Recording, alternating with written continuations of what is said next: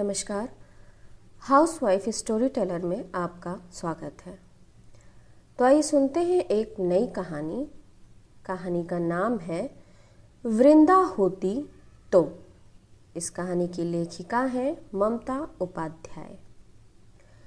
वृंदा संजना की रूममेट है। चंडीगढ़ गई है किसी इंटरव्यू के सिलसिले में। संजना के मम्मी डैडी चंडीगढ़ में ही रहते हैं। फिलहाल संजना कमरे में अकेली है और बिजली गुल है। पिछली मोमबत्ती कैंडल स्टिक में आराम फरमा रही है। इमरजेंसी लाइट की कमजोर बैटरी ने भी आज जलने से इनकार कर दिया है। संजना ने सिगरेट जलाई।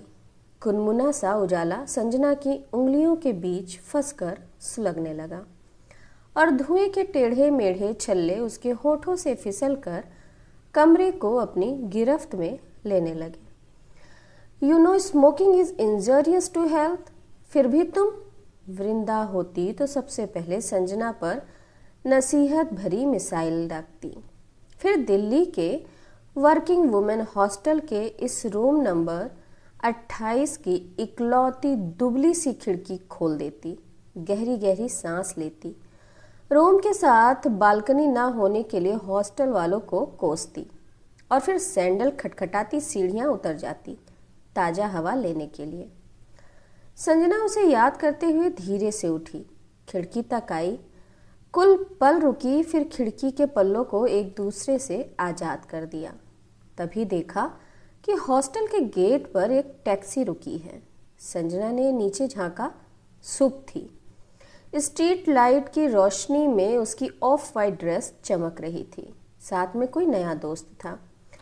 वृंदा बहुत बोल्ड थी। वह होती तो हर बार की तरह इस मौके पर भी कमेंट जरूर पास करती।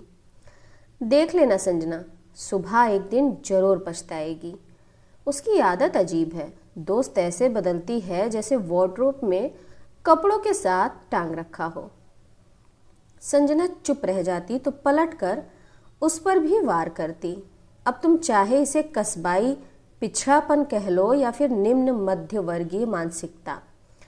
रिश्ते मेरे लिए फ्लावर पॉट में सजाए जाने वाले फूल नहीं, जिसे आज लगाओ कल बासी मानकर फेंक दो और फिर नए सजा लो। संजना दी दरवाजे पर थाप पड़ी और कानों में हॉस्टल के हेल्पर की आवाज। आपका फोन आया है। अंधेरे को दोनों हाथों से पहले संजना ने टटोला, फिर पीछे धकेला और दौड़ पड़ी नंगे पांव। रिसेप्शन तक पहुंचते पहुंचते हाँफ गई। फोन कट चुका था। हाय संजना दी, फोन है, पूछने वाली शुभा थी। परफ्यूम के तेज झोंके के साथ संजना के हाँ में सिर हिलाने पर शुभा ने अगला सवाल उछाला। आपका मोबाइल चार्ज नहीं है? संजना ने बीच से ही सवाल को खत्म कर दिया। उफ, ये लाइट भी ना। पर्स से पेंसिल टॉर्च निकालकर शुभा सीढ़ियों की ओर बढ़ गई और जाते वक्त कह गई, मम्मी को नहीं है पता, मम्मी से ना कहना। पास ही कहीं रेडियो पर गीत बज रहा था, चॉकलेट फिल्म का। संजना ने फिल्म नहीं देखी है लेकिन गीत को टीवी पर देखा है। खूबसूरत हीरोइन, वाहियात कपड़े, अश्लील हाव भाव और लार टपकाती कामंद पुरुषों की भीड़। कुल मिलाकर लगभग हर फिल्म में दिख जाने वाला आम सा भड़काऊ सीन।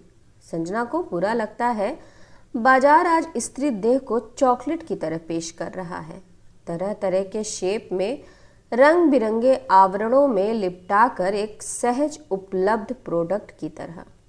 बस पैसे निकालो, खरीदो, खोलो और इस्तेमाल कर लो।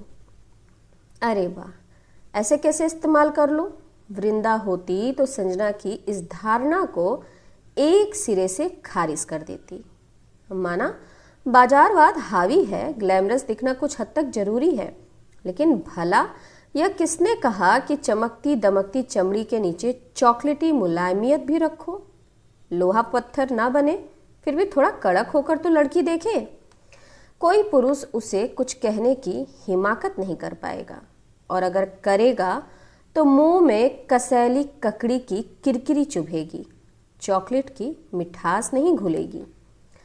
लाइट आ गई थी। कमरे में आकर संजना ने मोबाइल को चार्ज पर लगा दिया और टीवी ऑन कर दिया। क्राइम न्यूज़ चल रही थी। स्क्रीन पर दिख रहा था 60 साल का अपराधी। अपराध 6 वर्ष की नाबालिग बच्ची के साथ बलात्कार। अपराध का कारण खोई युवावस्था को दोबारा हासिल करने की लालसा।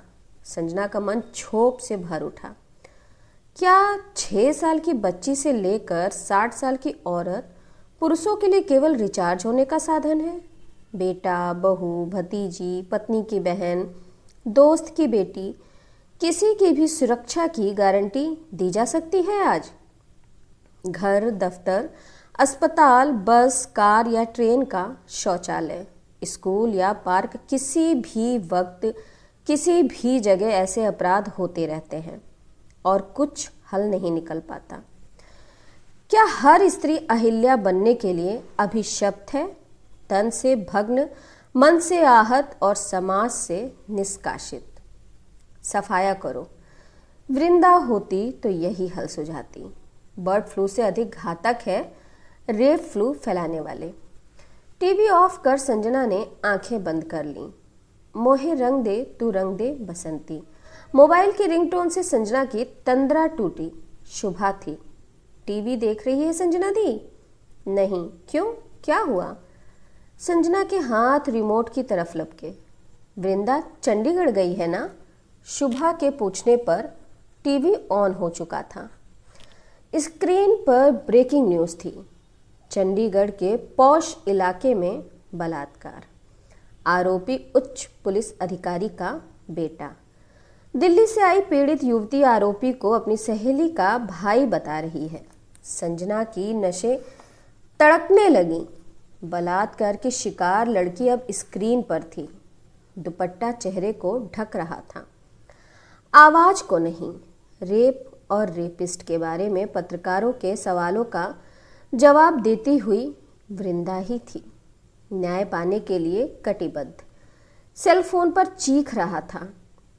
इस बार मम्मी थी। तुम्हारी सहेली झूठ बोल रही है। ऐसा झूठ वृंदा नहीं बोल सकती माँ। ये निम्न मध्यम वर्गीय लड़कियां क्या क्या कर सकती हैं तुम्हें शायद नहीं पता संजनन। I don't believe. अपने भाई पर भरोसा नहीं करती? तो मम्मी गुस्से में थी। 1-2 साल पहले जान पहचान वाली उस 2 टके की लड़की पर इतना भरोसा है तुम्हें? बात में दम था। संजना चुप हो गई। ऑफिस से कुछ दिनों की छुट्टी लेकर तुम कहीं घूमने फिरने निकल जाओ। इस बारे में किसी से बात मत करना। यहाँ का मामला हम रफा दफा कर लेंगे। मोबाइल पर आदेश मिलना बंद हो चुका था। टीवी पर अब रेपिस्ट था, हाथों में हथकड़ी और मुंह पर तौलिया। संजना की अंगुलियां रिमोट पर दौड़ पड़ी। हर न्यूज चैनल पर यही खबर थी। संजना के डैडी के ऊंचे पद ने न्यूज को सेंसेशनल बना दिया था। शुभा जान चुकी है।